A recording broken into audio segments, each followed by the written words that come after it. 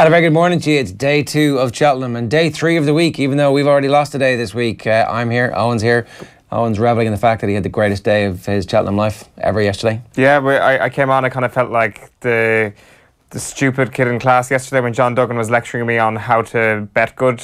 And he told me that not betting on every race is probably a good idea. So yeah. I didn't. I took 2 of his bets. I was like, I'm going to pick 2 of your each-way bets that I like the most. So first 2? The first, well, it was one in the first race and then one in the 450. Oh, so, yeah, okay, so Somerville Boy in the first, which John tipped. I put a £5 each way on that. And then Rathvinden in the 450, I put a £5 on that each way as well. They both came in for a nice profit of about, well, they didn't both just come in. They both won, which meant a profit of around €100 overall for my €20 expenditure. That is being an absolute pox. That's exactly what I was yesterday. And thank you to John Duggan. You really are my best friend. Nothing like you don't know it yet, but you are my best friend. Nothing like a bit of after-timing, Eoin. People really hate that in the gambling industry. Except for the fact that John Duggan was literally on this programme yesterday giving these tips to the nation. Yeah, okay, fair enough. I kind of sporadically backed some stuff, mostly that I'd already done. And then we had Johnny on earlier. And as he called out, it was, oh, look at you on the phone. Yeah, I should have stayed off my phone while I was talking to Johnny yesterday. What was the damage? He didn't have a good day. Well, we had Menglican each way in the first, and that was it.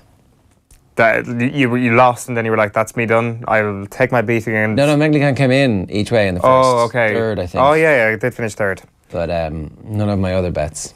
It's a big shame. Sure, today's another day, as they say. Yeah, another day to another new and interesting ways to lose money. Yeah, yesterday I think the kind of trendiest way to lose money was probably Sheahan, in terms of just getting on and saying this is going to have a great run today. Don't ignore all form.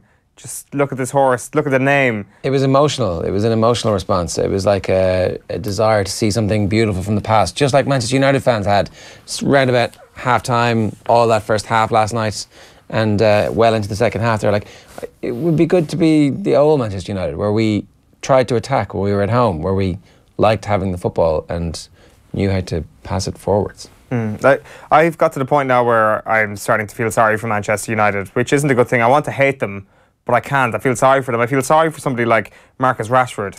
Like Marcus Rashford is 20 years old. He still should be at the age where he has this youthful exuberance with football. But it kind of seems to me now that his relationship with football is kind of like a forbidden relationship. It's kind of like he's a character in Romeo and Juliet. He's kind of, he wants to, have a romantic relationship with a forbidden family. And because of this conflict that exists as a result of Jose Mourinho, he can't have this. He's kind of this rigid function in a society that is Jose Mourinho's set up at Manchester United, and I feel really, really sorry for him. You can truly divorce him from the rest of Manchester United. You can hate the sinner, love the sin. Exactly. Like I'm also beginning to feel sorry for Paul Pogba. I'm starting to feel sorry even for Alexis Sanchez. So, like I know it is a big statement coming from me, but like Paul Pogba rolls in like a Rolls Royce. He's been, I suppose, he's gone backwards to the point now where Paul Pogba has had his talent stolen by the monsters from Space Jam, says at Eoin Sheahan. Well, that's my theory. I think the Monstars, as they're known in the movie, just came and instead of focusing on Charles Barkley and Michael Jordan, they were like, Paul Pogba, we're going to have a bit of your talents. I'm not sure if the Monstars have actually got the trendy haircuts or the Instagram followers yet. But did you just come up with a reboot of Space Jam starring Paul Pogba? Yes. Wow. Because there was always, everybody photoshopped LeBron's face onto the Space Jam poster. But I've got a new idea for you, Universal, Paul Pogba. But I do feel sorry for him. So, like, my point is that he's regressed. Like, he comes in and he's gone from something like a Rolls Royce to a Nissan Micra. And the same with Alexis Sanchez. He comes in at a similar level. Also like a Rolls Royce. A Rolls Royce who likes to betray his teammates, but still a Rolls Royce nonetheless. And has also kind of gone to a retrograde step where he's also a Nissan Micra at this point. And it's like they're just kind of 2 cars in a car park at this point, just moving in lateral directions with no creative function under kind of a ticket inspector who's got an over-exaggerated sense of his own ego, which is Jose Mourinho. He thinks that this is my thing now, you are going to move in exactly the way that I want you to move and you will not have any other sort of freedom. And like I think Alexis Sanchez has kind of fallen for the grass is greener on the other side cliche, where he shows up at Old Trafford and not only is the grass not greener, there is no grass because, as I've said, it's a car park. It's like there is no grasses in car parks. That's the only thing I can kind of say really at this point. It's just pure and utter kind of cogs in a functioning wheel. Not functioning anymore though, because it turns out they were beaten last night. Obviously, that's the menus coming from last night's Champions League, a 2-1 home defeat at Old Trafford by Sevilla. It means Manchester United won't be going through to the quarterfinals. Roma beat Shakhtar Donetsk 1-0 in the other game. Let's tell you about what's coming up. Andy Mitten from United We Stand and ESPN writer is going to join us a little bit later on as well to talk about the fallout from that, what it means for Alexis Sanchez, for Paul Pogba, for Jose Mourinho. Will Mourinho still be around at the start of next season? You wouldn't be terribly surprised if this precipitates one of those declines that we've seen that happen under Jose Mourinho. Johnny Ward's going to join us to defend his honour at around about 8:05 and to try and pick some winners for us. We'll bring you some of AP McCoy's tips as well just after 8 o'clock. John Duggan's going to join us at 9, and we've made another movie. John Phillips is living in a caravan parked outside the house of John Kavanagh.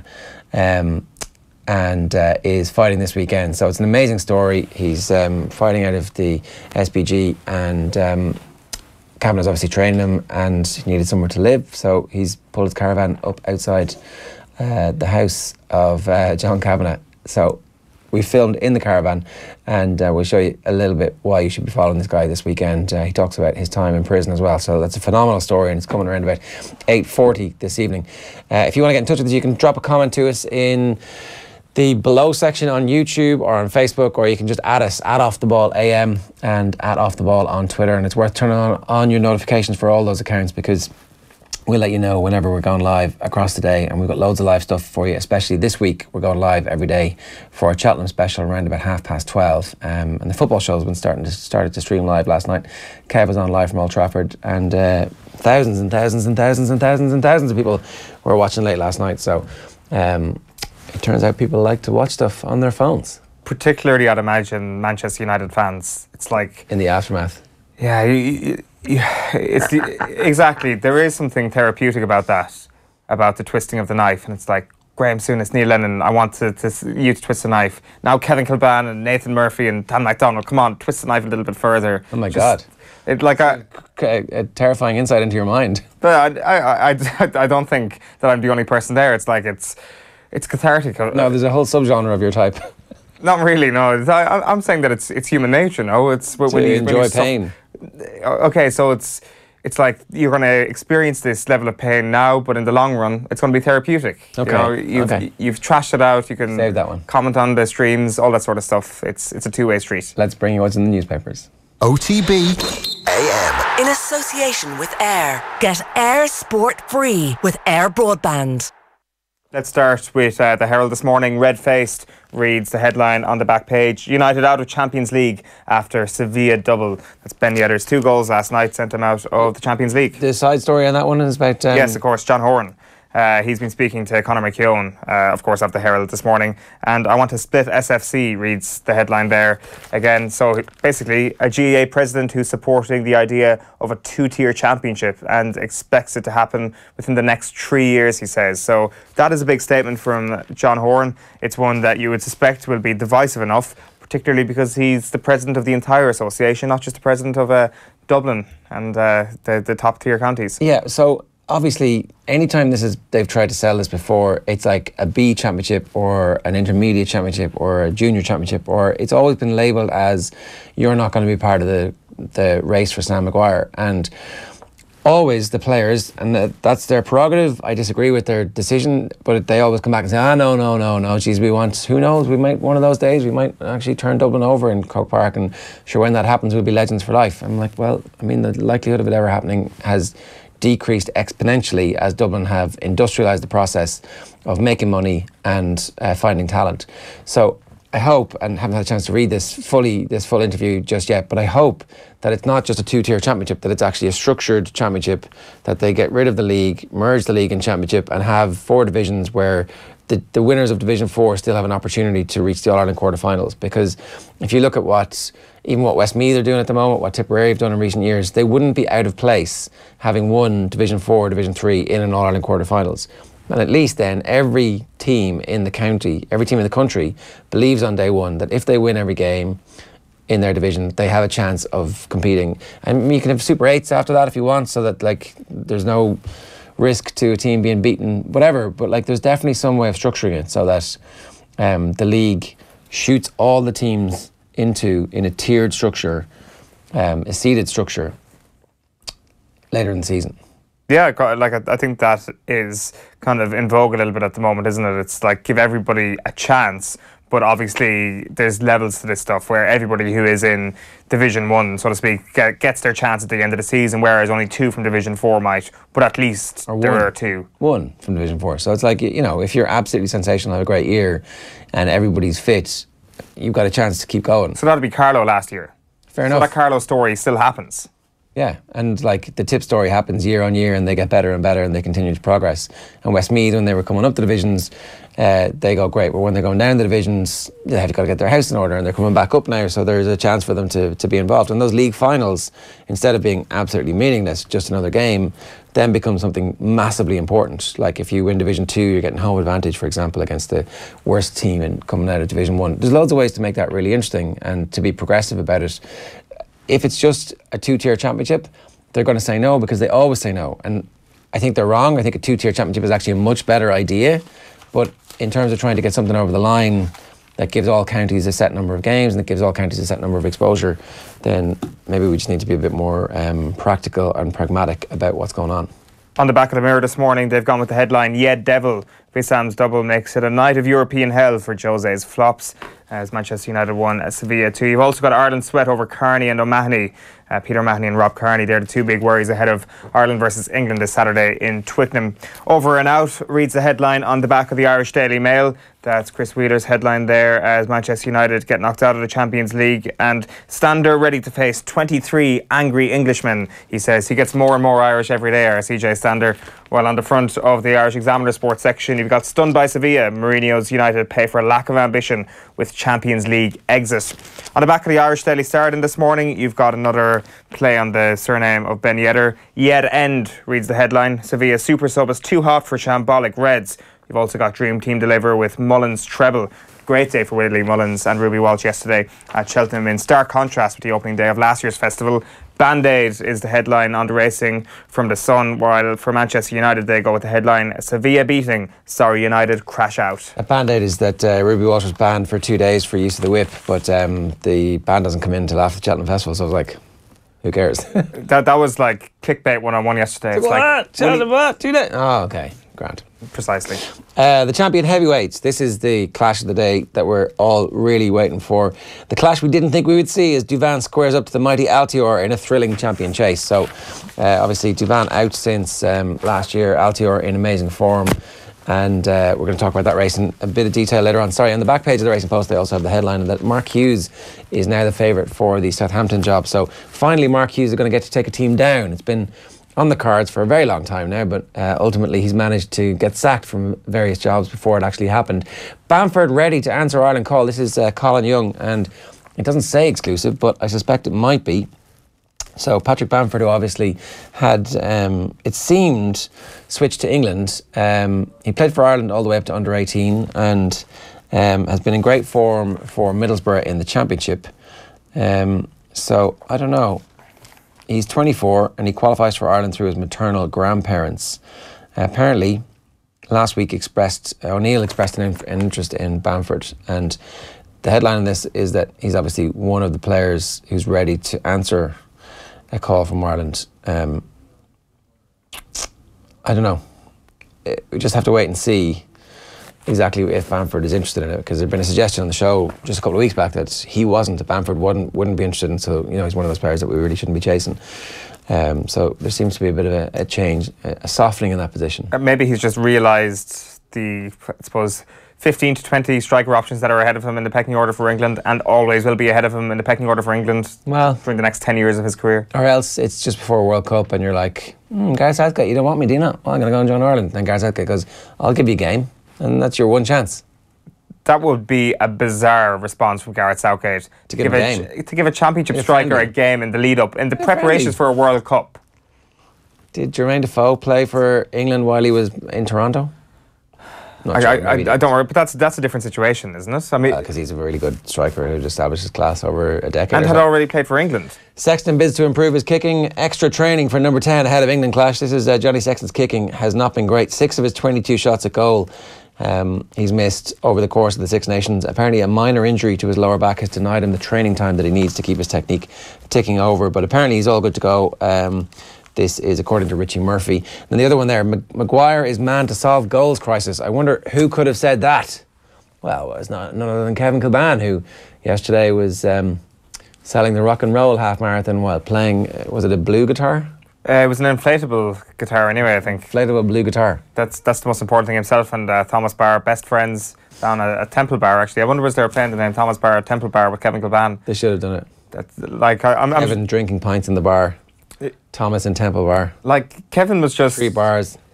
That's a lot of money. He was sitting in the Temple Bar yesterday watching his tips fail miserably, and there was like, hey, that's Kevin Kilbane, do you want to come out and do a photo shoot? And he was like, yeah, I've got an inflatable guitar as well, let me bring that out. He carries it everywhere. So there's Alexis Sanchez on his knees, down and out, dreadful display, sees United slip out of the Champions League. That story from Rafa Honigstein about how there was a lot of dislike within the Arsenal changing room for Alexis Sanchez. People are putting 2 and 2 together. Honigstein is currently working on Per Mertesacker's autobiography. Oh, really? So, maybe he has a source in the Arsenal dressing room. I'm not suggesting that Per Mertesacker is the source. I'm just saying that there is this piece of information and there is this piece of information. You put these 2 together and who knows. But anyway, Alexis Sanchez wasn't running very much, right? No, but when he did, he was like, look at me and all the effort I'm making. What are you doing? And loads of players don't run as much. Leo Messi doesn't run very much. Frequently you'll see Messi with his hands on his hips. Yeah.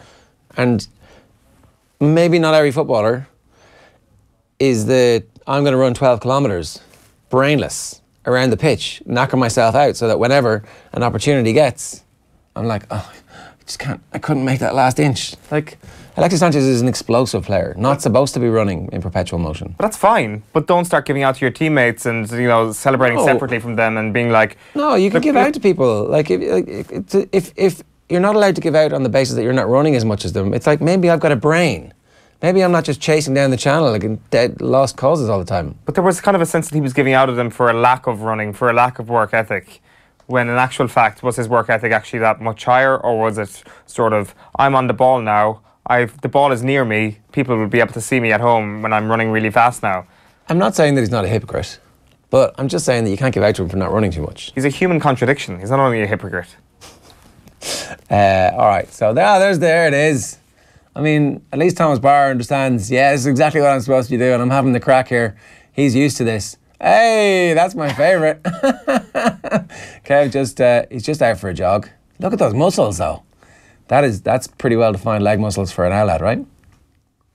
I guess so, yeah. I'm not an expert on clearly defined leg muscles, but yeah, you'd imagine that he'd still be able to hit one from 20 yards. It looked like it was something from the Renaissance era. Just a kind of a wax painting ready to be sculpted. Yeah, exactly. So it is competition time, and I'm going to give you an opportunity to enter our first competition of the week here. This morning on OTB AM, we're giving you the opportunity to win a pair of tickets to the AIB GAA Senior All-Ireland Club Finals on St Patrick's Day in Croke Park. You can catch clips and highlights via GAA Now over on GAA.ie or on Twitter. It's Corofin against Nemo Rangers at 2 o'clock. That promises to be an absolute cracker. And then Coola against Na Piarsaigh. Na Piarsaigh seem like they are a team who could give it to Coola all day on Saturday afternoon. That one throws in at 3:45. We've got 5 pairs of tickets to give away. All you have to do to enter is share or retweet the stream and leave us a comment during the show using the hashtag OTB AM. And if you want to make sure it's a GAA comment as well, we'll try and filter those out. But equally, if you don't and you just want to go along and you want to comment about anything that we're talking about on the show, then feel free to get into us there. Right. Are we turning to racing? Yeah, okay. So we've got some Johnny Ward coming your way in a minute. We're going to talk about Sam Crow. We're going to talk about presenting Percy. We're going to talk about Duvan and Altior. But first, let's hear a little bit from AP McCoy, who was in studio last week during the Keith Andrews Show. The Keith Andrews Show streams live every Thursday at around about 12:30. You can check back and get it on YouTube afterwards. Amazing list of guests so far. And I mean, it's probably fair to say that of all the guests we've had so far, AP McCoy the week before Cheltenham might have been the best. And so we asked him what he thought about each of the days racing at Cheltenham. So today we're talking specifically about the Queen Mother Champion Chase. Duvan was an exceptional novice hurler and exceptional novice chaser as well. you know, it's different with Kvega. She went to Cheltenham 6 years in a row pretty much without having had a run. She was beating mares who she was much better than the majority of the time.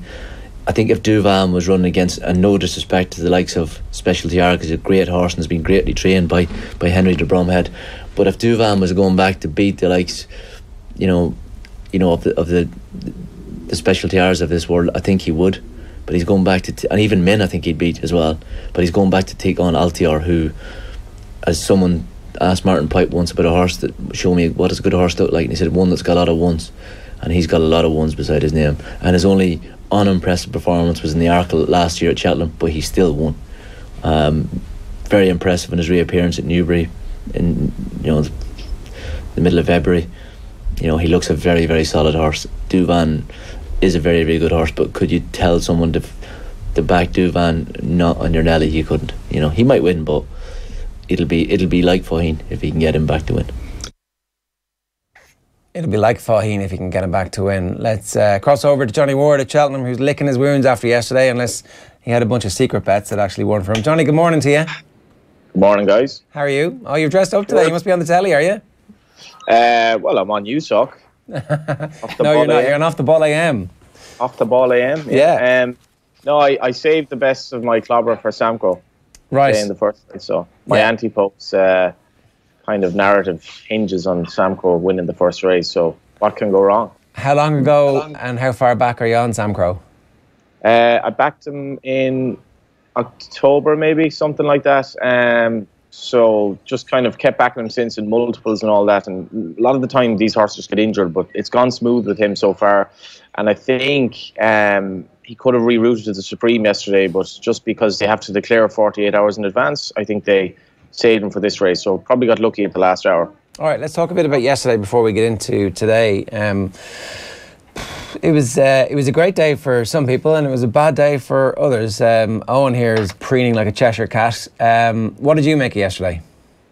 It was very exciting, really. 4-3 to the British on day one, won 2 of the first 3 races, and Ruby Walsh has had a great day. Really, he was very good on footpad in a race that kind of fell into his lap to a degree, but he just showed his greatness kind of straight away. His first ride, Get a Bird, he was keen. He jumped out to the right. It was a bad start for the Irish, but things picked up nicely after that. And, I think everyone was really buzzing. There was a great crowd there. The weather was nice. It was a big, big step up weather-wise on Monday. And Mick Shannon, the former Southampton striker, he had the last winner, and big celebrations in the parade ring as well, because, Mick's a very popular guy, and he said, we're going to rival the Irish here in terms of celebrating this. So hopefully the Irish will be able to celebrate a bit more today as well. Bouvardere was one of the big winners yesterday. Another big win for Barry Geraghty. Just how good is Bouvardere? Yeah, he wasn't overly impressive yesterday. Faheen was taken on up front, and Faheen just looks, like a horse who's had his day, unfortunately. He was beaten after 3 or 4 furlongs, really. He couldn't actually make the pace. JP McManus, I think they decided to take him on with their second string, Charlie Parks, which was good. You might call it team tactics, but whatever, I think it's a good idea. And Faheen was out of his comfort zone. Interestingly enough, Faheen and his stablemate Mellon had a little bit of a kind of coming together around 3 or 4 out. And Mellon ended up going down by about a neck or 2 necks to Bouvardere. So you just wonder if Mellon had a clearer path. There was a big gamble on Mellon as well. You wonder if he had a clearer path, would he have won? Bouvardere was ridden by Barry Geraghty. He wasn't overly impressive. He did the job. He looked like a horse that was beatable, but he travelled well. He won the race again. It's two wins in a row, and Barry Geraghty's, he's in the veteran stage as well, so it's good for him to get a winner. But you do just wonder if Mellon had a clearer run, would he have landed the gamble? But a really exciting race, by far the most exciting race of the day, because there was a lot of, I suppose, criticism of the Arkle, because the ride Davy Russell gave Petit Mouchoir, I'd say he was gutted himself afterwards. I don't know what happened, whether he was riding to instructions or whether Aidan Coleman and St. Calvados took him on. But I mean, it was really, really brain dead the way it was set up for Footpad, who just basically had to jump around and pick up the pieces. What's the future for Faheen now, Johnny? Are they going to retire him, do you reckon? Yeah, there's talk on that he'll go to Punchestown and step up to 3 miles. Which is grand. I mean, they did the same with Hurricane Fly as well. It's kind of like a horse slowing down, but I don't think a horse slowing down necessarily means he's going to be any better at 3 miles. It just means he'll be able to lie up a bit. I wouldn't expect him to run next year. He's had a very good career, albeit a slightly checkered one in terms of getting to the track. It's slightly sad to see him. He's had 3 runs now where he's effectively been second and twice well beaten.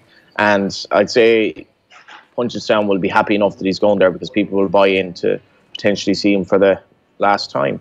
3:30 today, the Queen Mother Champion Chase. It's Altior against Duvan. Duvan is as big as 7-2. Would Duvan be anywhere near that price if we'd seen Duvan run once since last year? He'd probably be more like 2-7. I was getting the cab to the airport there on Monday morning very early on, and Dylan's Lay Lady Lay came on, and the lay of the festival I think is Altior here. He's just taken on 2 really good horses in Min and Duvan. Duvan obviously has to prove that he's good enough to win, and he's coming back off a year's layoff, which is a hell of an ask in fairness, but the ground is quite soft, so it's not like he's going to be coming into a really fast terrain on his comeback. And I've no doubt whatsoever Willie Mullins is not taking a chance on him here. He's running him because he's happy with him at home. Duvan is still quite young. He's not going to be taking a punt that he's somehow going to restore himself to his greatness, and with the fact that he's still quite young. So this is a very valuable horse that he values very much in terms of his talent and what he's done for him. He's not going to just throw him in there and then stay afterwards. Well, we took a punt on it. With Faugheen, he's getting on. They put headgear on him. You could get the sense with Faugheen that, they were kind of throwing a bit of dirt at the wall. Not with Duvan. And Ruby's riding him over Min. Min is 3 pounds below Altior in official ratings. That's very, very little. It's like a team beating a team in football by 4 or 5 points, and you can't say then they're not going to beat them the next day. You can't. And Altior, to me, he's had a breathing problem. He's only had 1 run this year. I didn't think he was impressive in the Arkle last year. I think he's been overhyped, and I've no doubt in my mind that Duvan is a better horse. The question today is, can he show it? And I think he can. So, when you talked earlier on about tactical racing, is there any chance of Min and Duvan deciding that there's a specific way of taking on Altior? And I mean, obviously, neither set of owners, and I don't know if there's any commonality in the ownership, would be too keen on having theirs be the one that actually ends up taking on Altior, but that might just be the way it naturally works out. This race is probably going to run to script in that you'll have last year's winner of the race, who's trained by Henry de Bromhead, Special Tiara, and Politolog. They seem to know only really one way of running, which is go to the front and stay there. Altior, Duvan and Min. Duvan and Min are both owned by Rich Ritchie, which adds to the suspense in this race because it's kind of rare that he would run 2 of his best horses together. In fact, it's very rare, and they can basically just lob away. They'll have no tactical issues whatsoever. The race looks like it'll be run at a proper championship pace. Duvan's pressure will obviously be pressurised. He's jumping because he's making his first run back, and Willie's not a horse to overschool them either, even though he hasn't run in a year. Willie's probably done very little with him at home. He's probably just gotten him fit. He's probably done really little in terms of actual school, and he has his own ways of doing this, but you can be confident enough going into the race. It's annoying going into some Cheltenham races where you're not sure how tactics will be. I wouldn't worry about that here. And especially if you want to back him each way, I cannot see him being out of the first 3. He was brilliant at Depperstown the last day. Great jumper, and tactics should be fine. About 4-1 at the minute as well, so that you should get your money back at least on that. Is that the best race of the week? Is there a case for this to be the best race of the week? Without a doubt, yeah. I mean, obviously there is that proviso about Duvan. Is he the horse he was? But on paper, anyway, it's miles better than yesterday with York Hill, Bouverdere, and Faugheen, which if they were all at their best would be one of the races of my lifetime. But Faugheen isn't, and neither is York Hill. This is an incredible race. I'm amazed it's happening at all, to be honest. All the talk at the weekend was that Duvan was going for the Ryanair tomorrow. Instead, he's going for this. He has declared for the Ryanair, incidentally, but that just looks a backup. And without a shadow of a doubt, the race of the week puts the Gold Cup in its halfpenny place, I think. And tell you, whoever wins of the 3, and I think it will be one of the 3, it's going to be a hell of a reception afterwards. The place is going to come alive. Just on that point, Johnny, it kind of seems that Cheltenham's the only place in the world where the conditions actually wouldn't affect the excitement. And even when it comes to the bookies having a poor day yesterday, like they say, when it's wet you shouldn't bet, but it seems after yesterday the theory should be when it's wet you should definitely bet. And it seems that that's kind of the case with excitement as well, that the ground really hasn't made any difference at all from a neutral perspective. No, the ground hasn't, although if it's really wet and damp tomorrow, and there is rain, I think, forecast tomorrow, it will affect things a little bit because, you don't expect to go to Cheltenham and have to, be indoors. Like, the Curragh was redeveloped, is being redeveloped at the moment, and for couple of the classic meetings last year, it lashed rain, and it was an extremely miserable experience. Now, Cheltenham has great facilities, but I still think the ground hasn't been quite as bad as it could be. But a little bit of rain tomorrow. If it rains heavily tomorrow, we'll put a little bit of a dampener on it. But thankfully today is beautiful. I walked up. I'm staying near the racetrack. Incidentally staying with Jamie Codd, who rides Causes today. Not altogether sweet on his chance, and he's one of the big fancies of the day. He's worried about the rain. But I walked into Cheltenham to do the Skype this morning, and it's beautiful spring morning. It really is, and hopefully it lasts up and well into tomorrow. Just to clarify, are you actually tipping Duvan then? I am. Yeah, grand. Okay, with the saver on me if you want. I'd be dead against Altior at the price. Okay, right. So you could take those two to take on Altior and Sam Crow. Obviously, you're tipping as well, even at an odds-on price. Yeah, if you wanted to have a bet on the race that doesn't involve an odds-on price, Willie has a horse, Duke de Ginevra, who's like third or fourth favourite, 12-14 to 1. I think he'd won a big race. I could easily see him come second.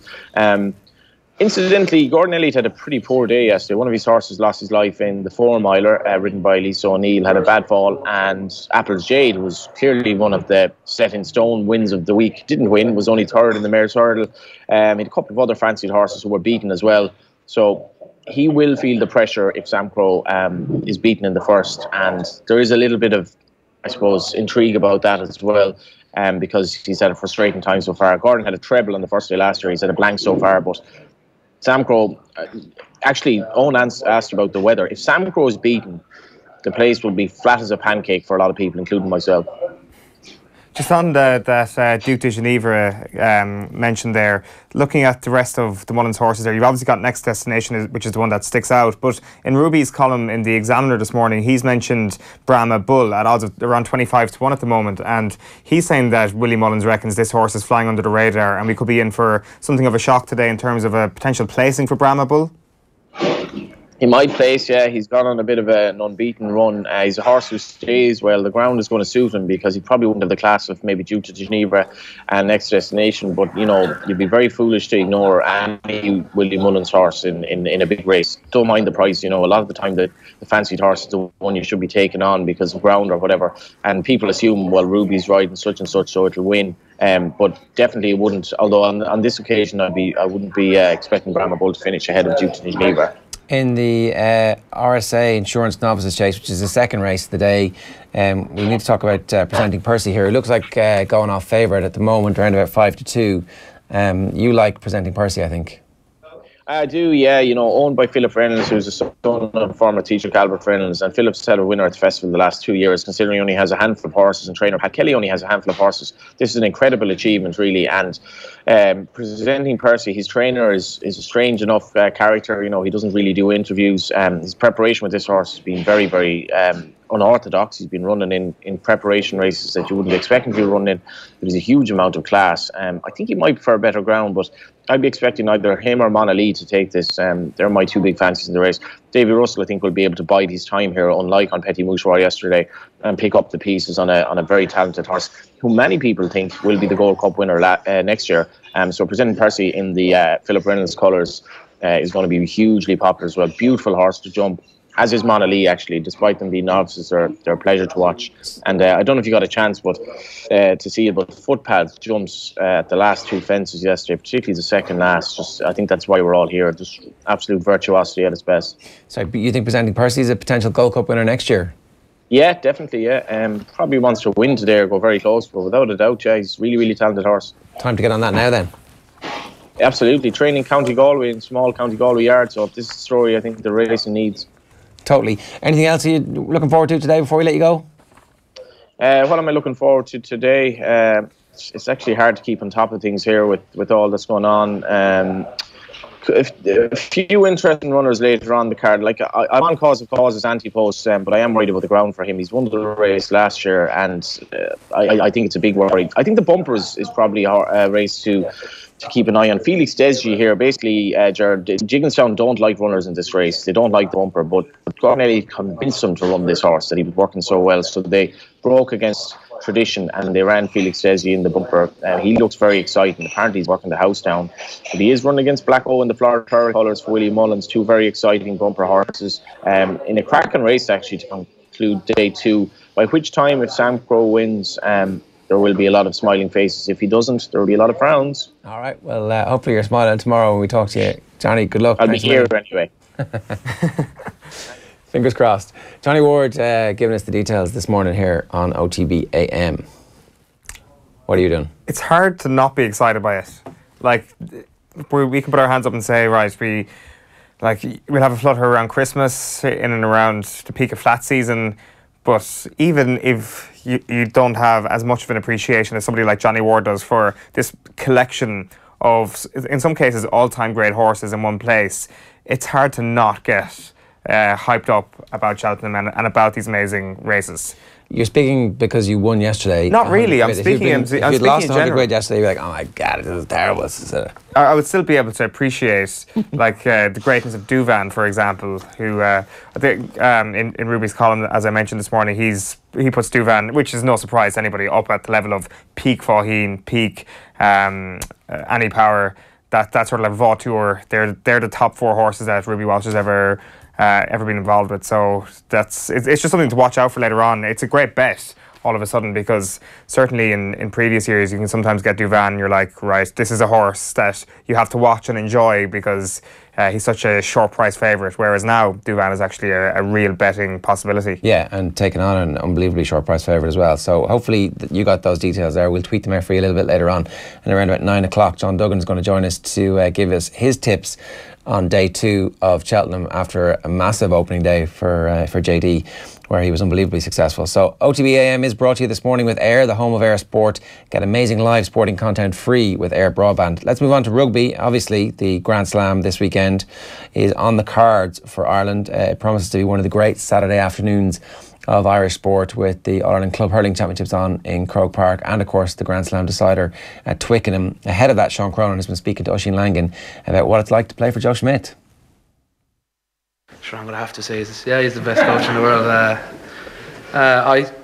His results speak for themselves, and 3 championships in 5 years is incredible, and he's a great support staff behind him, and he's top quality. Yeah, he's obviously been involved with Joe for a long time with Leinster and Ireland, and he's I've heard other guys say, like, when you do make a mistake in the game, you're kind of thinking during the game even about the review on Monday morning. So it's not many coaches that can put that kind of we'll say motivational fear into you. So he's obviously top quality, and he, down through the years, he's been producing teams and results that are of the highest quality.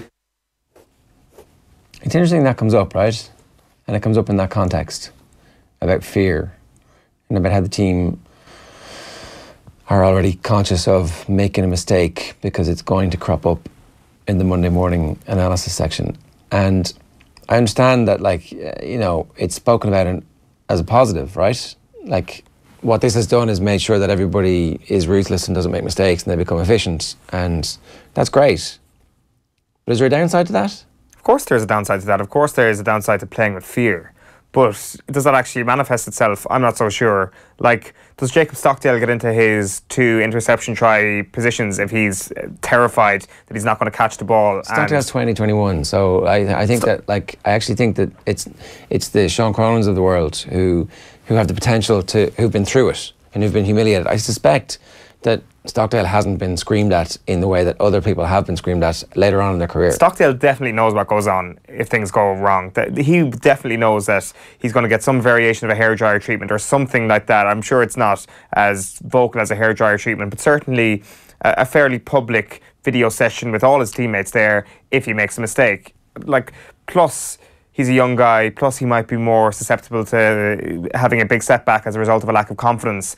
I don't think it manifests itself to the level that people might think, that it does lull them into a sense of fear, because I know he's clearly a supremely confident player at this moment, because he's had an unbelievable start to his international career. Don't focus just on Stockdale, right? So that's one player who maybe doesn't have that.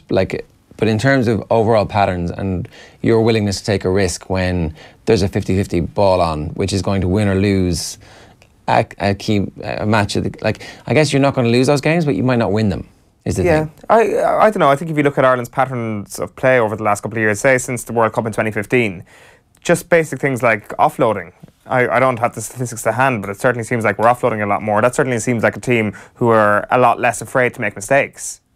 All right. Okay, Devin Toner also speaking. In a game, obviously as close as we expect this game to be, we haven't beaten England in Twickenham since 2010. They haven't lost a game, I think, in 6 years at home in the Six Nations. So line-out's obviously going to be crucial. Devin Toner also has been facing the media. Here he is talking to Sheahan. Devin, can you give us an insight into preparing for calling lineouts during a game? Tell us about the kind of work you do both on the training pitch and off the training pitch. Yeah, it's mostly done off the pitch. To be honest, there's a lot of video work, a lot of analysis. You got to obviously study them and study us and see what you've done before and what you need to do. So you come up with a menu for the week, and you'd obviously memorise that and see what you have. And then it's just obviously come down to practice during the week when we into match situations and try to practice. And then I obviously have that menu in your head for different scenarios. And then when a call is called in the game, you're coming up against a defence, and you first of all you don't really know.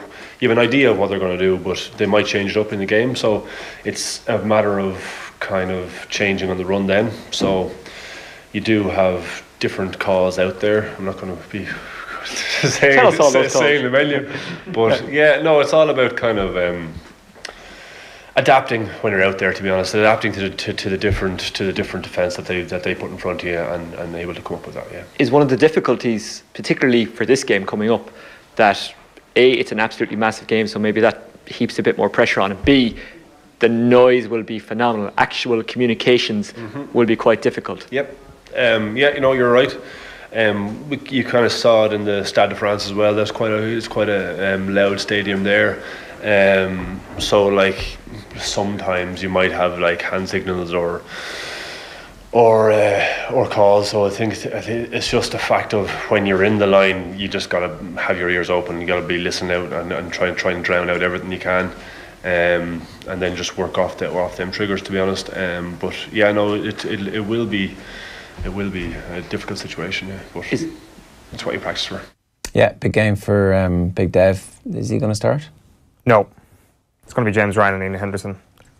It's strange that somebody would be wheeled out in front of the media if they're not starting, but sure, Sean Cronin's not going to start either. Jack McGrath was also in front of the media. Potentially 3 people who aren't going to start. Rumours yesterday that McGrath was going to start. Well, that would be down to Healy's fitness, obviously, wouldn't it? Oh, well, no, I think that actually it's just like he's happy that the impact of Healy off the bench is going to be something that he wants in the last half hour, and that McGrath's pushing him. So McGrath and Henderson was the rumour yesterday. Yeah. Now look, it's early in the week. The proper rumours should start coming out today, though. It's nothing to do with Jack McGrath. I think it's a ludicrous decision if Cian Healy is fully fit to leave him on the bench, given the season he's having, given the Six Nations he's having. He's been absolutely sublime. The thing is, he might just be 80%, maybe even 90% fit. There's a justification that you leave him on the bench because you're going to need to get 50-60 minutes out of him if he starts at least. So there is that argument. But if he's 100% fit, which I guess I do doubt, then you've got to start Cian Healy. Like, is there really an argument to be made that Cian Healy isn't their number one choice in that? Just Jack McGrath's sensational, He is. That's what I'm. As I said, it's nothing to do with Jack McGrath. This is to do with Cian Healy. And like once you're on a rising stock, you stay with that rising stock until you see signs of it slowing down. Other than the little fitness speed bump, there is no sign of there being a crash in the Cian Healy economy. Fair enough. He's been pretty good. Willie John McBride also on the show last night. Here he is talking about threats to his life during the Troubles. Not only was it a target, but at that particular period, I was a bank manager, and that was bad enough in those days. But so you were always sort of aware of what was going on around you. And they were not pleasant days, there's no question about that. But I can remember at one period over that, I remember going, I think it was first of all to England, and there was some sort of threat on my life, and I remember that I had security. I also had security in Scotland, and then I had security in Dublin as well. Right. So there was periods, but I was one of those people who said, look, I've got to try and live a normal life. That's not an easy thing to do when you're aware that I had any enemies or that, And I remember saying to one of the security guys who was with me, saying, "How real is this?"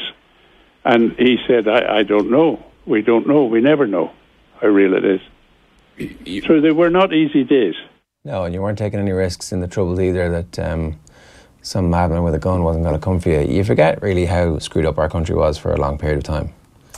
Yeah, exactly. And I think you kind of forget as well just the proximity of it all, especially those people, you know, living in Dublin. It's like, that was essentially a different country. It's like, it was up the road. Yeah. It was up the road.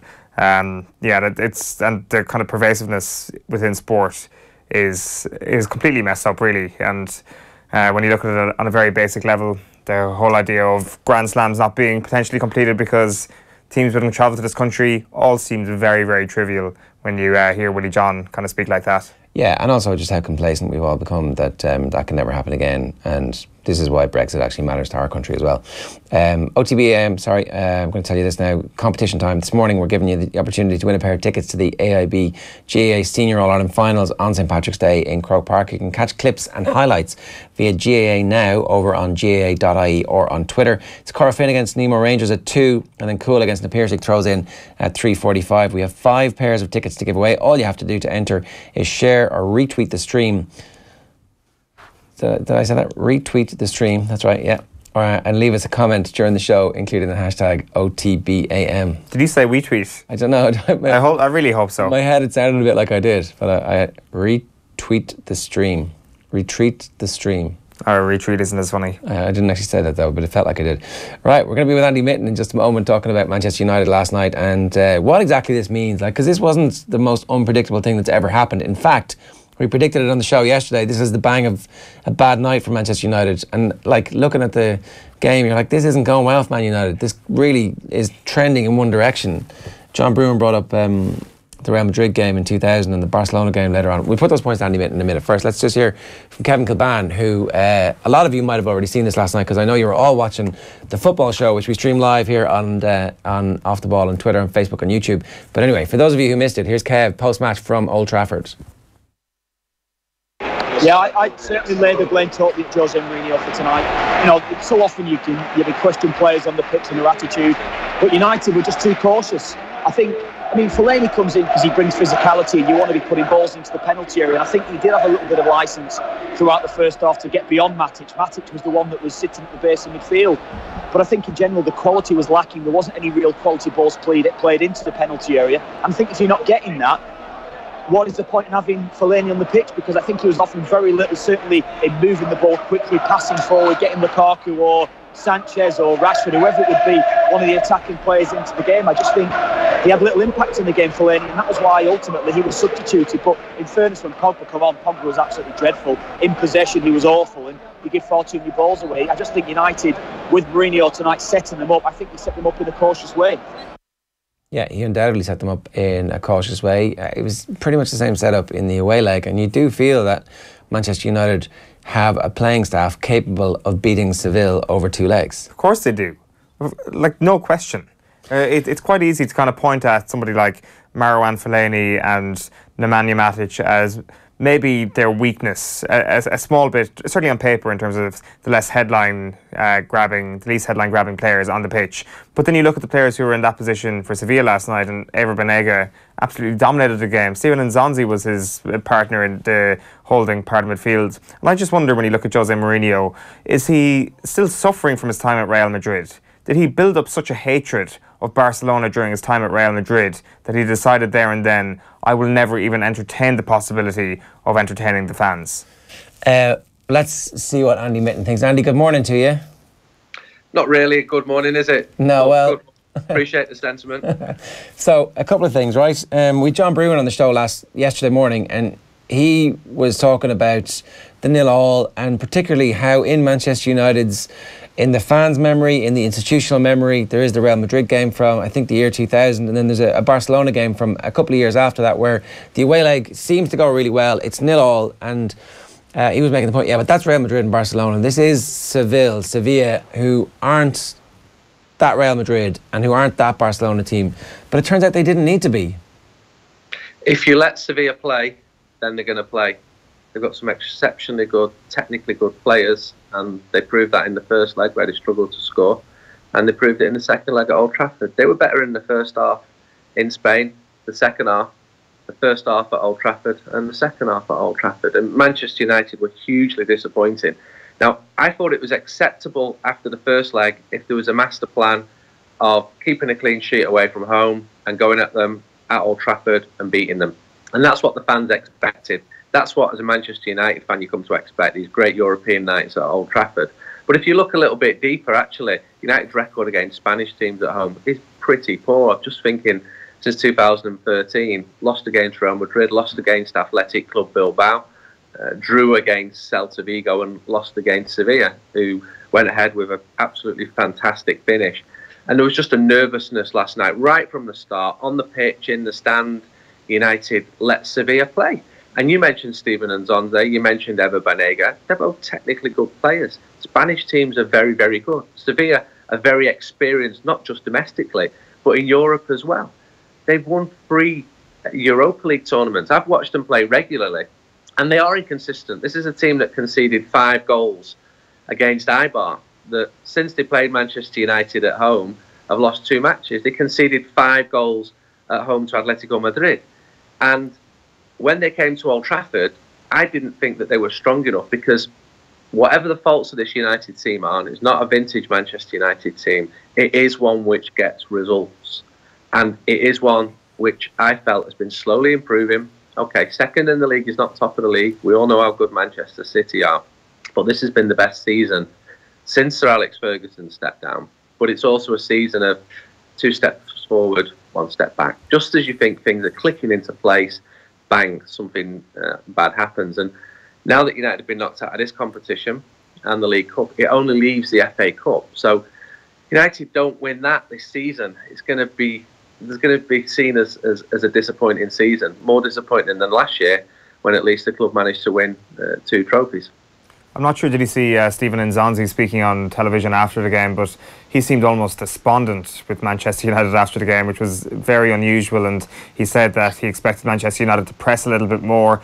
It's a really sad indictment of a football team when a player who's just enjoyed one of their greatest wins over Manchester United actually feeling a little bit sorry for this Manchester United side.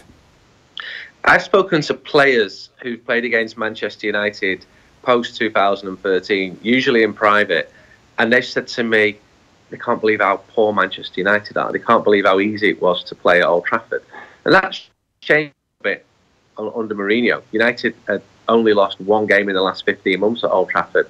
That was against Manchester City. The previous defeat was against Manchester City. Manchester City have a better team than Manchester United at the moment. I don't think anybody denies that. But I don't think Nzonzi could have believed the space that he had and how Manchester United did sit back. And that came from the fans. There was a nervousness from the fans as well. And I don't think they knew too much about Sevilla. I think they expected United to go at them. And when that didn't happen, there was like a hush of, oh no, what's happening here? And that transmitted into the players and maybe vice versa as well. Sevilla have been a hugely successful football club in the last 12 years, but they're working off a budget a quarter of the size of Manchester United. And United have got those huge name players like Paul Pogba, like Alexis Sanchez. And when it came down to it, they disappointed. They didn't do as well as they would expect. They didn't have the impact on the game that you would expect. They're not the game changers that you would expect them to be. And I'm not one for knee-jerk reactions. I saw people last night calling for Mourinho to go. I don't buy into that. I do think he's making improvements. It is much better than under Louis van Gaal. I thought the game against Liverpool at the weekend was hugely entertaining. I thought United played very, very well in the first half. They're comfortable in second place at the moment. But on a day like today, after the team have been knocked out of Europe, having lost at home, it all just feels so, so disappointing.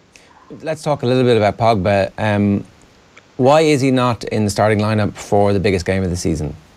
Because he's not playing very well, and because he's been ill. He's had little injuries. He started this season well, then he had quite a significant injury, and because his manager doesn't trust him enough to start him in the starting lineup against for the biggest game of the season. And that's not great for him. It's not great for the manager. He was bought to be a star.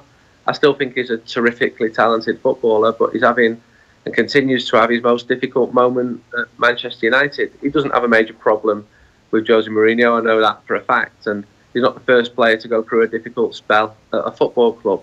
I think he's got the talent to come out of that, but I think Mourinho went for a more risk-averse version of a side. I think when he played Marouane Fellaini, as when he plays Scott McTominay, he knows and trusts what they can do, and Pogba is a player that takes risks and he dares, and Alexis Sanchez does it, usually a bit further up the field, and that's why you see Sanchez lose possession so often. But United fans like players who take risks, but I can understand Mourinho's perspective. And Pogba's had a couple of stinking matches where he hasn't played well. Admittedly, at Newcastle, he'd been sick before the game, but he was dreadful against Tottenham at Wembley at the end of January. I think he needs to pick his confidence up and find some run of form, because it's not good enough when you play for Manchester United. Never mind how much he cost. He's a very, very talented player, and I watched him at Juventus, and he was a different player. He was completely dominating the matches, and he's got to start doing that for Manchester United. He certainly has the talent to do it. But that risk-averse selection which Jose took, I mean, he also started Marcus Rashford. Excellent on Saturday, very, very disappointing against Sevilla. Romelu Lukaku, completely isolated in Sevilla, receiving the ball with no player around him for 30 metres. I don't think even Lionel Messi could work with that type of service. And United had a couple of flashes last night, but no, Sevilla were totally in control. And as the game wore on, there was a feeling of, oh no, when is this goal going to come? And it was a wonderful finish from Ben Yedder to open the scoring. So the responsibility for the isolation of Lukaku, for Rashford not playing as well, how much of that is down to the players, and how much of it is actually down to that caution that seems to be transmitted by Mourinho, by the team selection, and also just by how he speaks about this team at the moment? The players like the manager. I think the players who play badly have to take some responsibility for playing badly. Marcus Rashford was full of confidence on Saturday. He got the early goal. United did seem to go off on the front foot against Liverpool, and they were more defensive in the second half, and Liverpool played very well. And there was also a nervousness on Saturday when Liverpool looked like they were going to get an equaliser. But last night, you would expect United to really go at Sevilla. They needed to score. A draw was never going to be good enough, and it just didn't happen. And if that is going to be the tactic, then it was a surprise to the fans. And you saw on Saturday when United got the early goal against Liverpool, everybody was lifted, the players were lifted, the fans were lifted. I mean, that didn't happen last night. Come on, this is Manchester United. They're at home in Europe. You expect them to attack. You don't expect the team to have as much ball as Sevilla had, to have as many chances as Sevilla. I watched the game in Andalusia in the first leg, and I watched the scoreboard behind the goal ticking up with chances created. Sevilla 15, 16, 17, 18, 19, 20.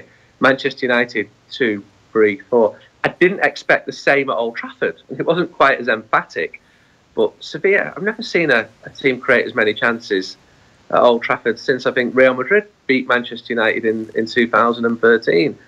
And Jose Mourinho, you know he didn't expect to win this competition. And you know that United are not the best team in Europe. And this isn't a vintage Manchester United team, and it's still a team in transition.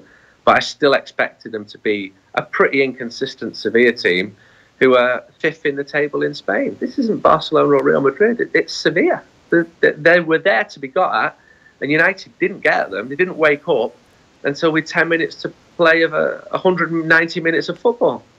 You mentioned the team in transition there, Andy, and usually when it comes to a team in transition, you'd like to hope that there's an end point and some light at the end of the tunnel, but it seems that transition is going to be stalled a little bit. Like, you look at somebody like David De Gea, who's arguably their best player at the moment, and he must be incredibly frustrated at the moment, and it's quite feasible that he might leave the club this summer. That surely stalls the transition and kind of puts it on in the other direction entirely.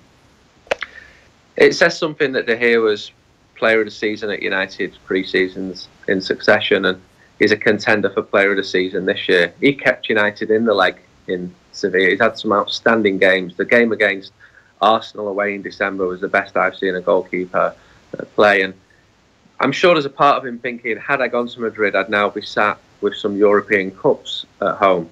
He wouldn't have as much money as he has.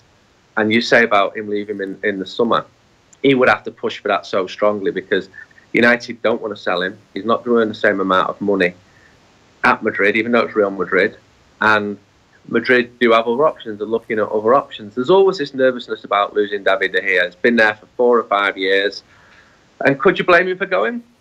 Going back to his home city, where his partner lives, where all his friends are, where it's Real Madrid, who do actually know how to win European Cups. And he's been unlucky because this isn't Manchester United's time, and I'd love to see David De Gea become one of the main points of a Manchester United side which returns to greatness. And there are times when I think that this team are getting closer and closer, and there are other times where I think the recruitment policy is completely flawed. The team are buying names, the sum of the parts is a lot less than it should be. There was more unity in that Sevilla team last night, and it's all right buying Alexis Sanchez, who I do think is a very good player, but he hasn't settled in yet, and maybe next season he'll come good.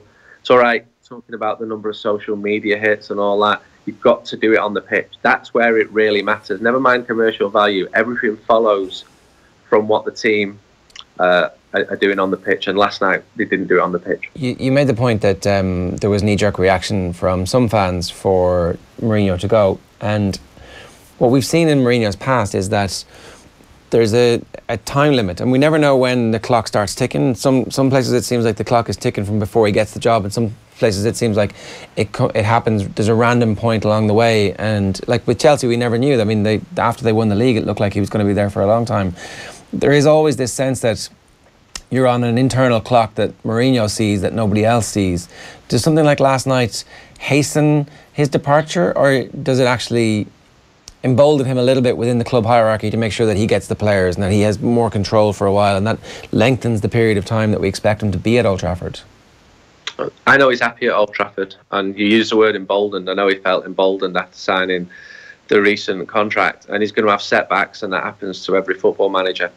The only talk I saw last night of getting rid of Mourinho was anonymous people on social media. I walked up and down the stand last night at half-time. I was around at full-time. I was soaking in opinions, and there was a weariness. People were really annoyed, but there was nobody saying, like they did under the last days of Van Gaal, that the manager has got to go. They're frustrated with him. They think he got the tactics wrong. But what's the plan B? Get Pep Guardiola in. It's not going to happen. He's clearly a brilliant manager, and getting him would annoy City fans so much, but it's just not going to happen. You're living in dreamland if you think that's going to happen. Mourinho will keep pushing for players. That's what every manager does, and the club will be under more pressure to bring those big name players in.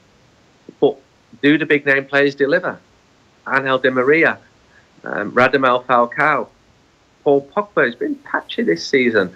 I hope Manchester United doesn't become a graveyard for great players. And it seems that sometimes these signings are driven by fans who want names because they're watching these great names, or they're playing computer games with these great names, and they think Manchester United should be signing them. And the club can buy into that a little bit with the commercial appeal. But some of Manchester United's greatest teams have had key players.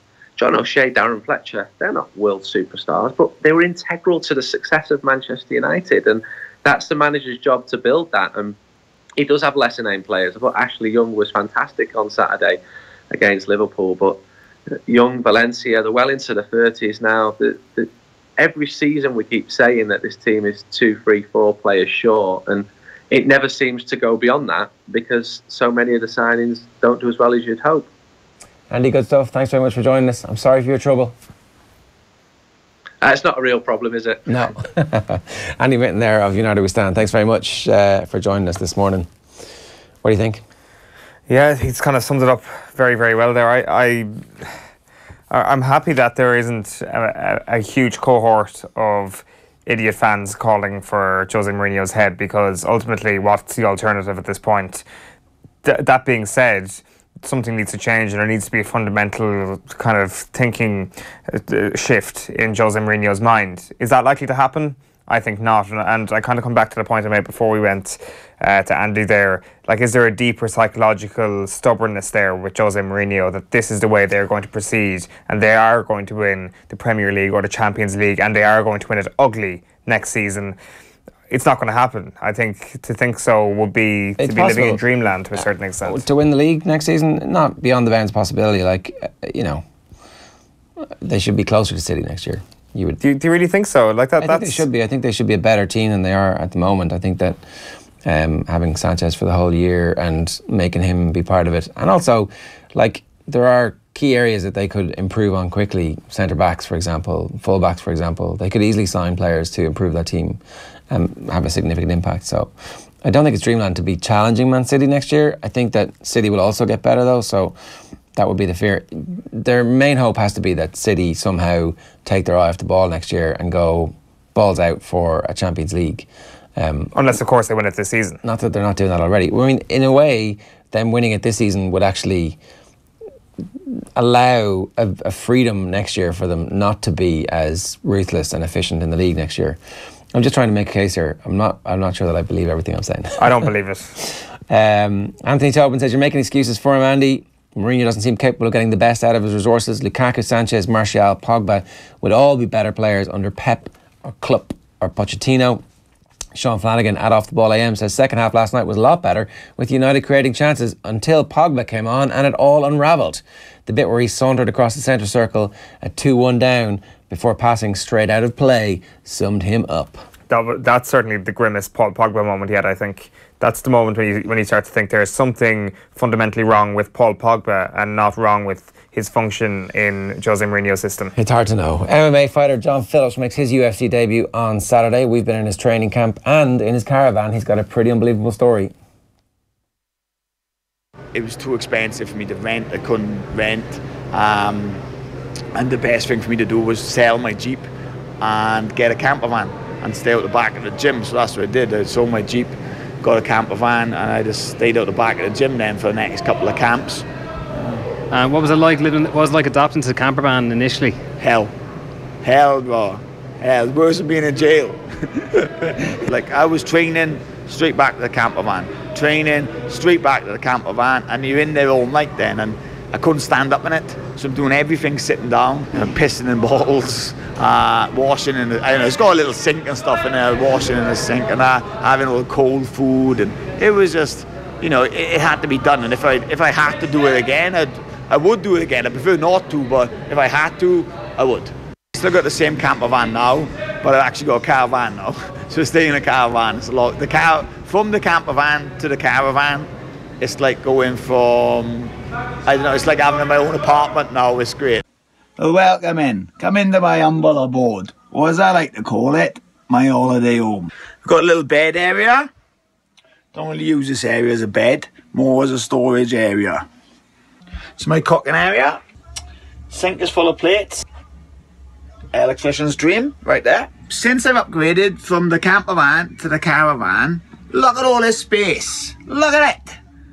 Way more activities going on. I can fucking roll around in here. I can bring the team in. Work on the jets. Some essential books right there. Rocky Marciano, Tyson, Nigel Benn, JFK Conspiracies. Very good book. Nice long view range of the crib. I know what you're thinking. I've made it to the big time. So as they say in Clandau, boys, ciao for now. I've got to try and stop myself crying. Look at this here. This is in the very opening seconds of the opening round. I hit like a fucking horse. You know, anyone that knows me and sparred me will know that. I hit with both hands. I told you, no one's got power like me. He carries real power himself. That weren't even a clean shot. That was just a tip on the head. Imagine I caught with his chin. He'd wake up fucking next week. That you had spent some time in prison before coming over here. Yeah. What was the story there? What happened? In Wales, you have like if you are sometimes accused of something, they can actually keep you in jail for 6 months. So they say, right, Joe, we think you've done something. We can't prove it. We've got no proof for it at all. But we're going to put you in jail for 6 months while we try to get proof. And if we do get proof, then you're staying in jail. So it was a load of crap, really. So they picked me up. I'm going to jail. I didn't even know I'm going to jail. I think I'm going in to give a statement in a police station. On this day, my girlfriend has decided to move down from Bristol to Swansea, which is about 2.5 hour drive away. We've been courting for a long time before that. And this is the day she's moving down. So she rings me up, all right, I'm on my way down, all my stuff, and you know, she's going to move in. I won't be long. I said, all right. I said, look, I've got to go into the police station and give a statement. I said, I won't be long, I'll be out. So I realised then when I get to the police station, this is a little bit more than a statement, and I'm going to fucking jail. So then I ring her from the jail. I said, look, Claire, I'm in jail. They're not going to let me out. It could be for 6 months. Best case scenario. But worst case scenario, I could be here for 10 to 15 years. And she was like, oh, right. She said, well, if it's 10 years, 15 years, I'll still be a waiter when you come out. Section 18 of intent. So it's like attempted murder, but there's a lot of crap. It was where the jail is. You know, I drive past the jail probably every. You know, I could see the jail from my old house, so I knew everyone in there. It was just like it almost felt like going to a training camp. I was in there training every day, and it was like going back to school in a way. But it was great, and I'll never forget. There was a warden in there at the time called John Phillips, and I was quite pissed off. You know, I'd never been in jail before, and obviously the worry of maybe having 10 years.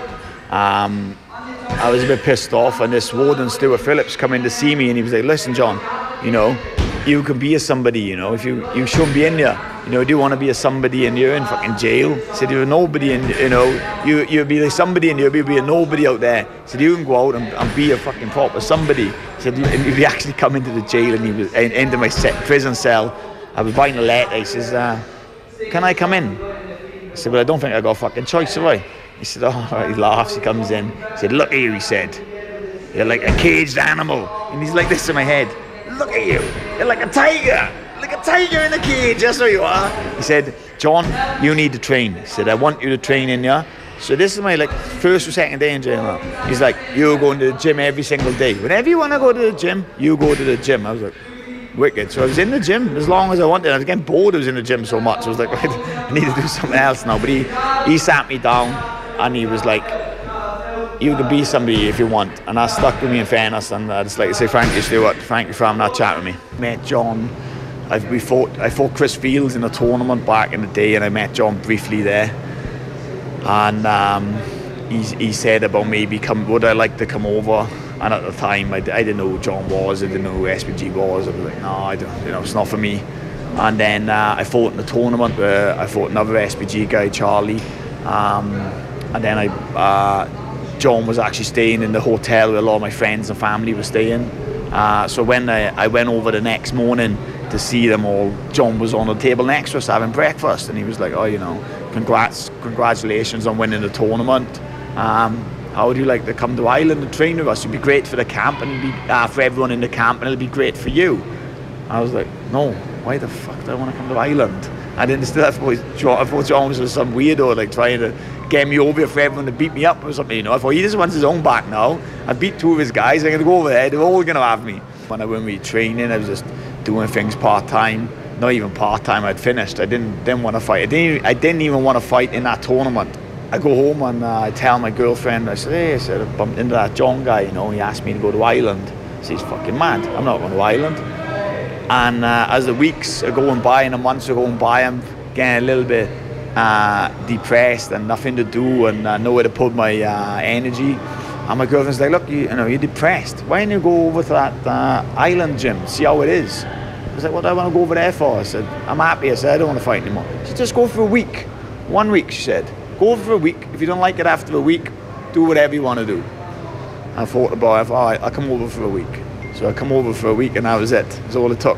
I got a week, I sat down with John, I was like, yeah, this is where I need to be. I could have easily said, right, it's snowing today, I'm not going to train.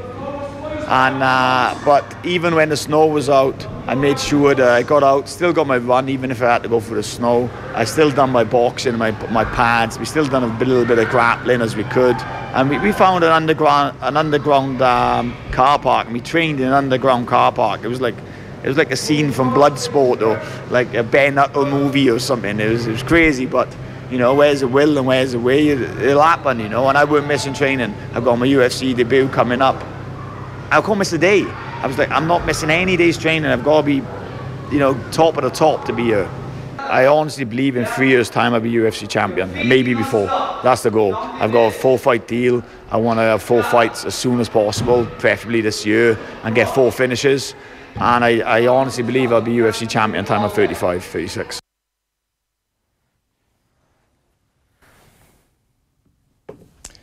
John Phillips there talking to Joe, and that video, full video, 35 minutes of that is going to be on Facebook and YouTube a little bit later on. That is coming as well. You can subscribe to our YouTube channel to see all of that. And of course, he fights this weekend for the first time. Now, you might have seen John Duggan in the corner there. John, good morning to you. Come on down. Lads, you know, it's only Wednesday morning. No. You got to celebrate the victories as they come. What a sensational opening day. I'll be celebrating on Friday night, guys, if I'm over 2,000 for my charity bets. So I'm very much feet on the moon at the moment. So I need to get back into the boogie and get back into the lunar module. And once I get back, I'll be okay. You won a grand yesterday in the charity bank. So you're already halfway to your targets, and there's 1 day down. You have 3 more to go. So I mean, you're going to do this, John. I hope so, Ger. I've got the fingers crossed. But I really just I'm focusing on the process. I'm focusing on the next race. Not getting carried away. 1 race at a time. No. Okay, well let's look back briefly at yesterday.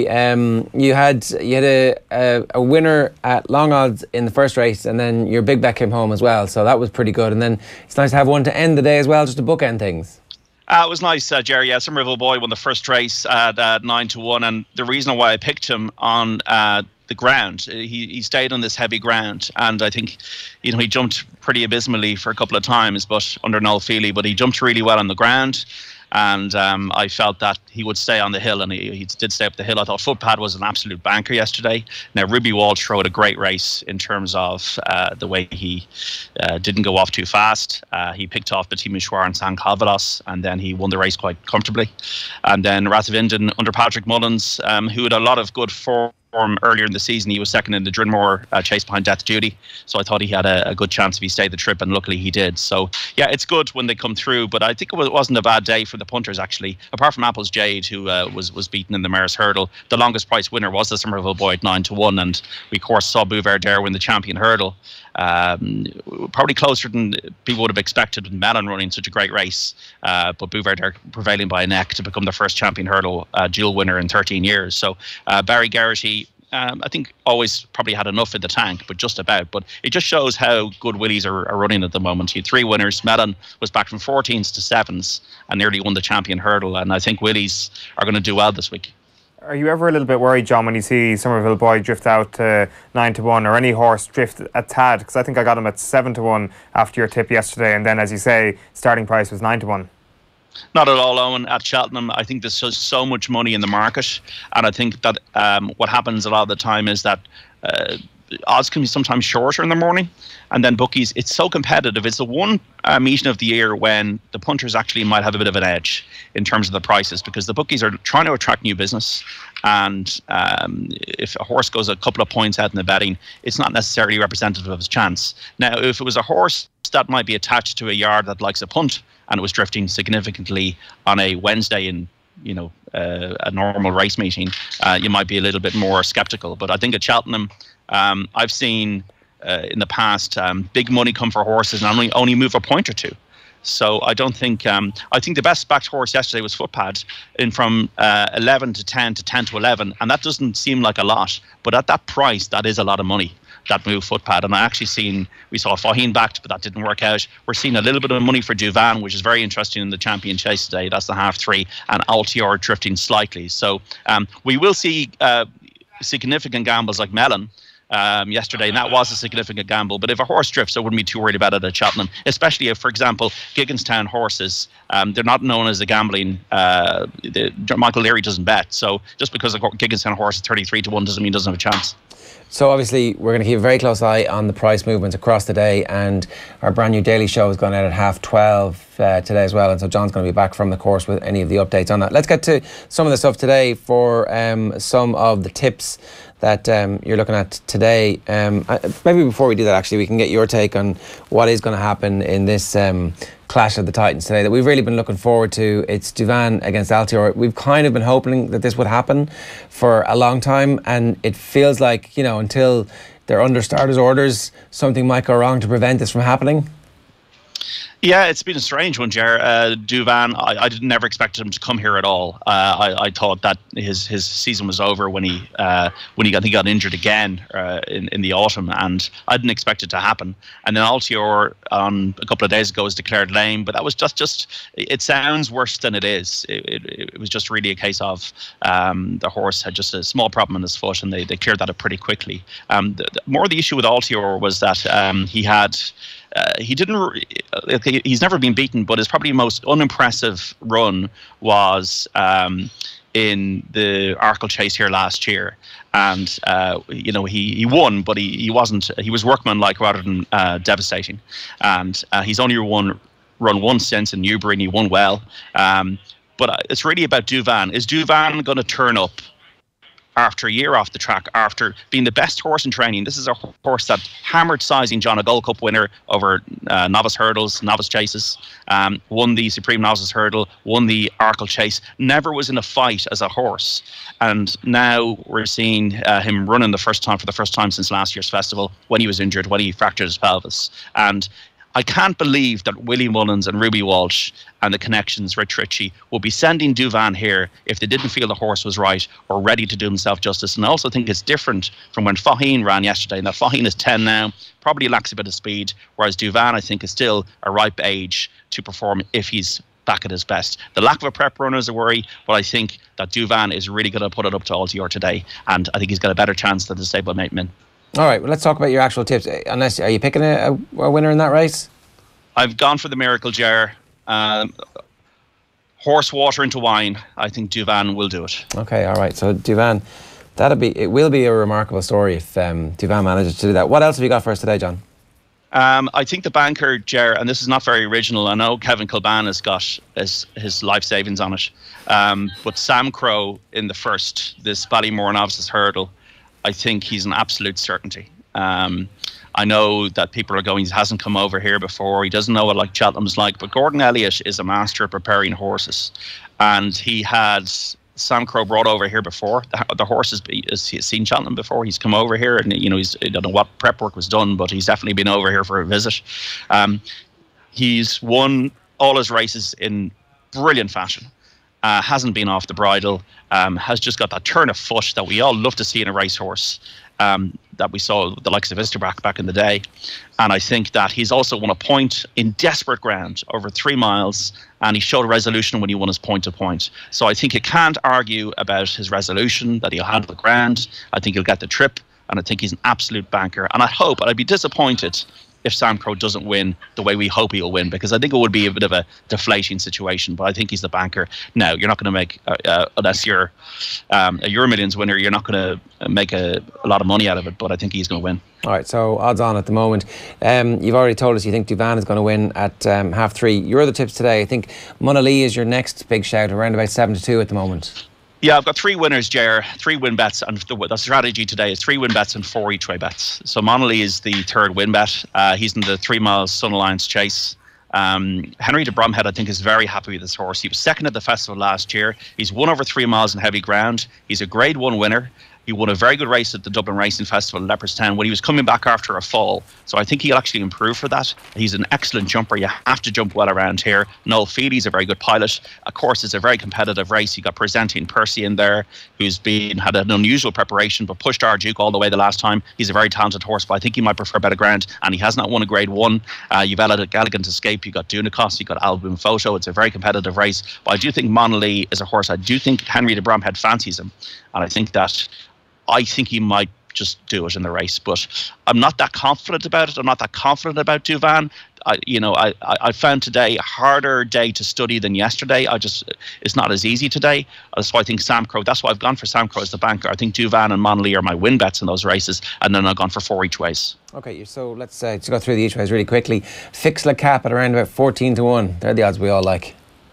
Yeah, you'd be buying a few caps if it wins. I've heard that this horse is working very well at home, and Nicky Henderson's had the winner of this race a couple of times. I remember he had Whisper, and he had a horse of Michael Buckley's. I can't remember the name off the top of my head, but Fix Le Cap will love the ground. I think he might be better than his rating suggests, and I think he's got a good each way chance. Okay, then Auvergnat. My French pronunciation. Go to France, Ger. Holidays in France, Ger. So Auvergnat. Auvergnat, well, the king of the banks in terms of these strange cross-country races is Ender Bulger from Limerick, and this is one of the horses that is a younger horse in the race. He won a Punchestown last time. Okay, he wasn't in the frame last year in this race. I think he was 4th, but he might prefer the softer ground. And if there's an improver in the race, and Ender Bulger is great at these horses, I think the improver might be Auvergnat, and that's why I've gone from as this tentative each way selection. It's a very trappy race. Grand, he's about 8-1, and then the King of May at 10-1. That this is the 10-5 race this evening. This is the Fred Winter hurdle, which is once again a very difficult puzzle to work out. But Brian Ellison, the trainer, has never had a festival winner. He had a 3rd in the race last year, Nietzsche. He's been targeting this race for years. Every time I see this race, I see a Brian Ellison runner. And I think that this horse is rated as a better prospect than Nietzsche last year. And I think he might be a little bit ahead of the handicapper. And he has been backed accordingly. And I think a 10-1, he might be worth an each way interest. All right, and then the final race of the day, hopefully. The bumper. Yeah, hopefully to put a bit of a gloss on another great day. It's Carefully Selected at 10-1. Well, excuse the pun. This horse was trained as a pointer by Ted Walsh. Now, Ruby rides today. Is that a coincidence? I don't know. But I met Willie Mullins after Denny Juju won yesterday. I said, what about Blackbow? What about Blackbow, this favourite for the bumper tomorrow? And he goes, yeah, well, Blackbow sets the standard on his win at Leopardstown, but I wouldn't put you off an each way bet on my other two, Carefully Selected and Tornado Flyer. I like the fact that Carefully Selected won over further at Leopardstown. He loved the ground. He looks like to me like a galloper and a stayer. And I definitely think he can make the frame. I would not put anybody off the Felix de Gilles for Gordon Elliott. It's rarely rare for Gigginstown to have a runner in the bumper. So I do think he's got an each way chance, but I've gone for Carefully Selected each way at 10-1 as my selection for Ruby. Just because Willie has a favourite in it doesn't mean one of the other ones can't win. We've seen with Briar Hill, we saw it with Joe Cullen in previous years. Just because Willie has a few in the race doesn't mean that the favourite is the one that they all want to be on. Just before we let you go, John, my tactic yesterday was to take your tips and see if Ruby Walsh tipped any of the same horses at an each way price. It happened on one occasion. It was Rathfinden. It won the race. Ruby Walsh has one common horse with you today. It is Carefully Selected in the champion bumper at 5.5 as part of an each way double that he has. I think if I go with an each way single, I'm sitting quite pretty this evening, John. So thank you for that. Absolute dead cert. Oh, and we'll see you in an away Kerry jersey that you'll buy off the back of that the next time we see you if that wins. I'm going to shop from Marks and Spencer for a week. Hey. On that note, John, great stuff. We'll talk to you a little bit later. We'll let you go and enjoy the sights and sounds at Prestbury Park this morning. That's John Duggan with us, and he'll be back again at 12:30 a little bit later on to give us the very latest shouts just before the action starts at 1:30. So if you missed all that, don't worry about it. The tips are up on the website offtheball.com, and John will rejoin us for our live Cheltenham show, hosted by Eoin at around about 12:30. A little bit later on. So there you go. That was a good tactic for you yesterday, cross-referencing. You didn't tell us any of that until just now. There was like a intake of breath just there. It was just like he was listing off the each ways like, no, wait. They're the last race of the day. Ruby and John Duggan both tipping Carefully Selected. Each way, of course. So at 12:30 we'll be talking the market movers, the weather latest, race by race analysis, and more tips from John, more detail on some of those as well. Tonight on the radio, Nathan, Kevin Kilban, Kenny Cunningham in studio. Wednesday Night Rugby, Eoin Cadigan and Cheltenham. And of course, if you're very lucky, there might be some tickets for sale, some last gasp tickets for sale for our roadshow, which is taking place at the National Concert Hall tonight. It is Martin Johnson, it is the red carpet, it is Brian O'Driscoll and Joe coming to you live from around about 7 o'clock this evening. So if you haven't got tickets, as far as I know, there are about like 3 left at this point. So you'll be doing pretty well to get it. Tomorrow on the show, Alan Quinlan and Andy Lee talking to us ahead of the weekend's rugby. More Cheltenham, and we'll obviously be talking boxing with Andy. There's plenty to get our teeth into after the stories coming out last weekend. So that's pretty much all we've got time for this morning. Happy punting wherever your punting takes you today, and best of luck. We'll see you later. OTB AM. In association with Air. Get Air Sport free with Air Broadband.